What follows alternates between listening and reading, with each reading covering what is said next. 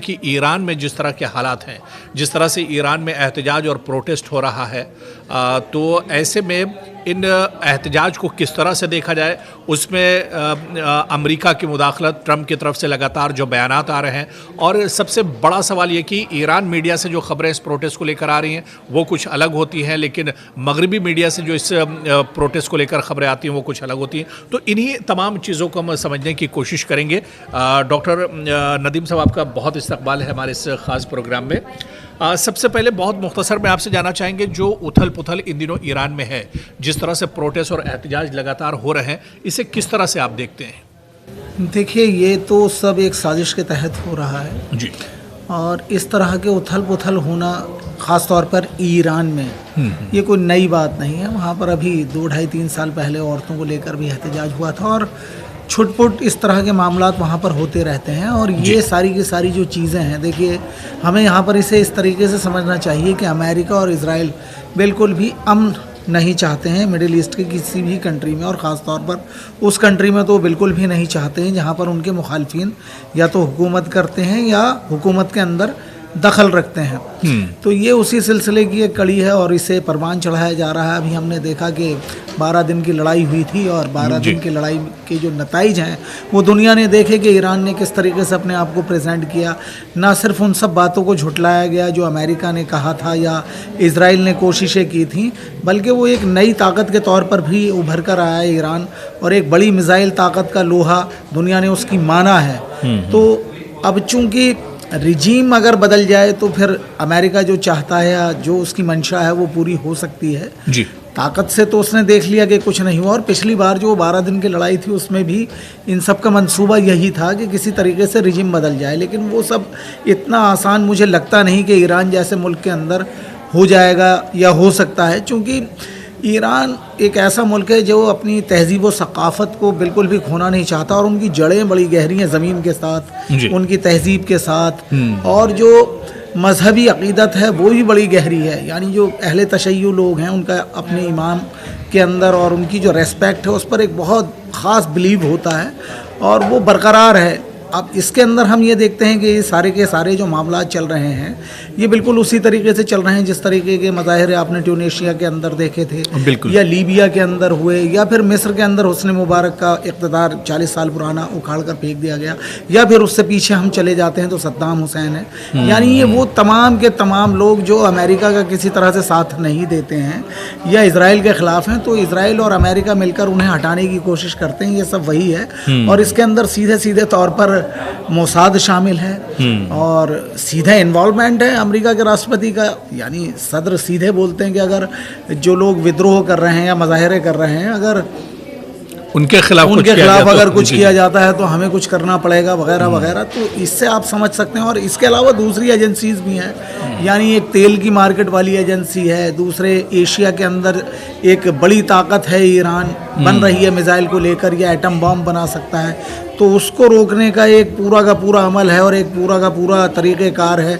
ये उस सिलसिले की भी एक कड़ी आप इसको जोड़कर इस तरीके से देख सकते हैं। तो ये जो मुजाहरे हैं ये पूरी तरह से आर्टिफिशियल थोपे गए हैं, और इसके अंदर वहाँ की जो लोकल अवाम है उसका इन्वॉल्वमेंट बहुत हद तक मैं ऐसा मानता हूँ, चूँकि मैं ईरानियों के मिजाज को बहुत अच्छे तरीके से समझता हूँ, ईरानियों से मेरी बहुत ज़्यादा दोस्ती भी रही है, इल्मी अदबी दोनों एतबार से।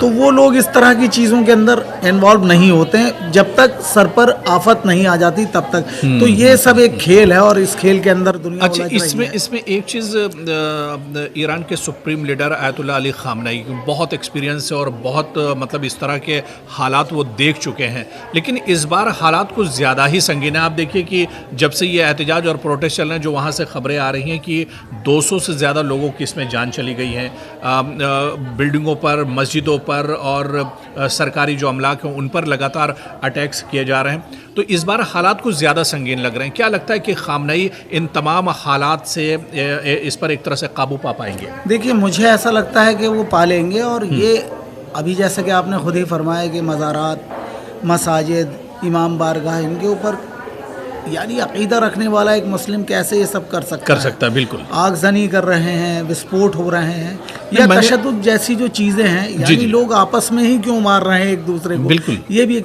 ये वो दंगाई हैं। और इस तरह के दंगाई मैं आपको बताऊं, जिस तरह के वहाँ पर दंगाई स्पॉन्सर्ड किए गए हैं, पहुँचाए गए हैं, इस तरह के दंगाई अक्सर होते हैं। हमने देखा, मैं इधर जमुना पार्क में रहता हूँ, मेरे यहाँ भी इस तरह के दंगाई बाहर से आए जिनका काम ही यही होता है दंगे को भड़काना। तो ये सब लोग कहाँ से स्पॉन्सरशिप ले रहे हैं दुनिया जानती है।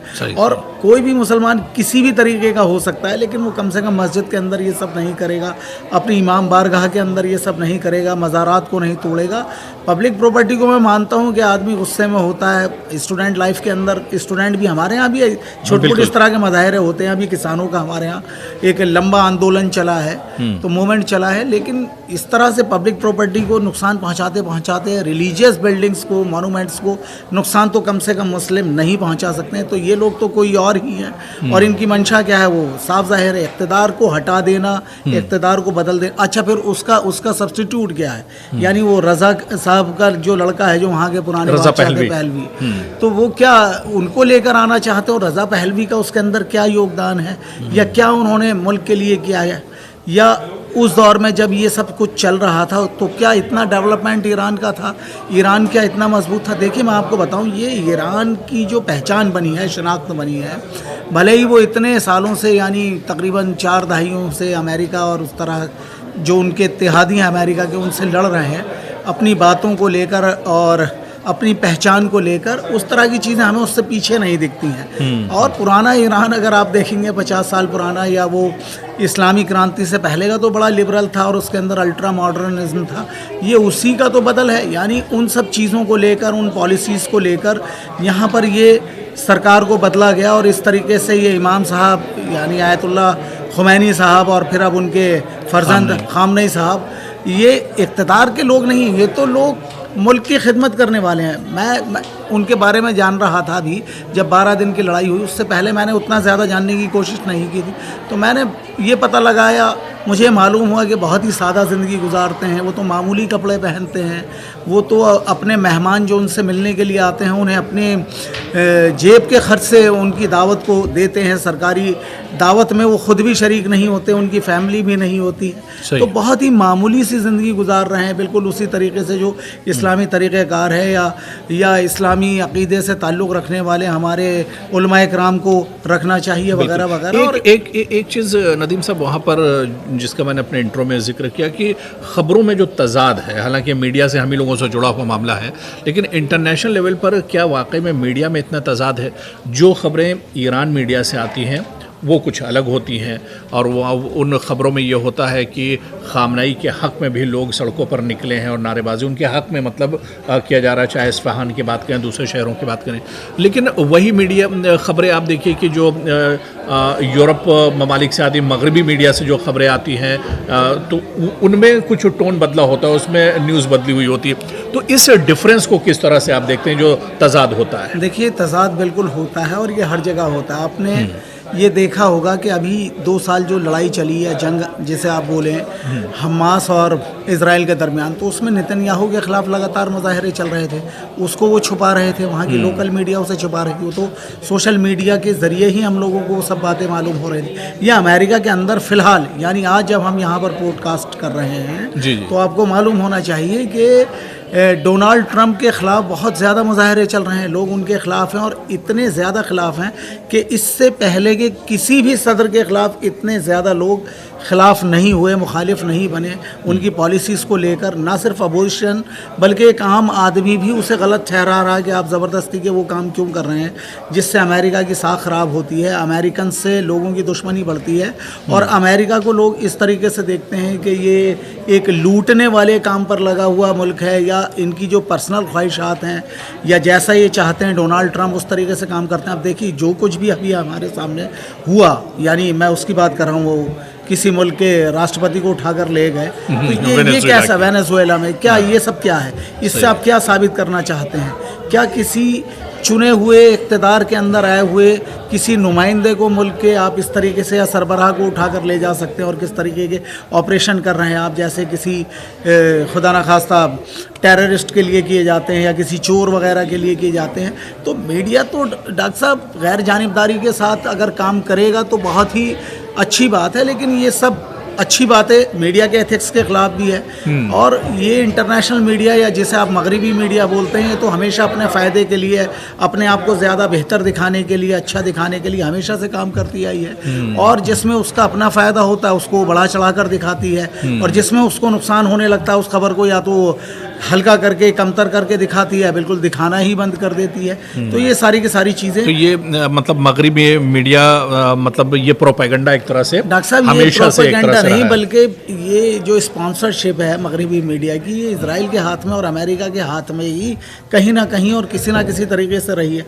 अब आप देखिए कि इतनी बड़ी बड़ी जो एजेंसीज़ हैं मीडिया की, उसके मालिकान कौन है, उनके अंदर पैसा किन लोगों को लगता है, तो वो अपने हिसाब से उन सब चीज़ों को चलवाते हैं। और मैं तो अब ये देख रहा हूँ कि जो हकीकत होनी चाहिए या मीडिया के एथिक्स हैं उसके हिसाब से हमारा लोकल मीडिया है वो भी उन सब चीज़ों को छान पटक करके नहीं दिखा रहा है, बल्कि उसी की पैरवी करता है हूबहू, वहाँ से वो सारी चीज़ें लेकर उसे ही बढ़ा चढ़ाकर और ज़्यादा नमक मिर्च लगाकर दिखा रहा है। ये सब बातें अच्छी नहीं है। हाँ, भाई हकीकत जो भी है, आप वहाँ पर अगर जा नहीं सकते हैं ईरान में, तो कम से कम ईरान में तो बहुत सारे हिंदुस्तानी मौजूद हैं और आप लोगों के टच के लोग, आपके फ्रेंड सर्कल के लोग मौजूद हैं, उनसे आप मालूम कर सकते हैं। खैर, इस पर हम आगे भी नदीम साहब चर्चा जारी रखेंगे।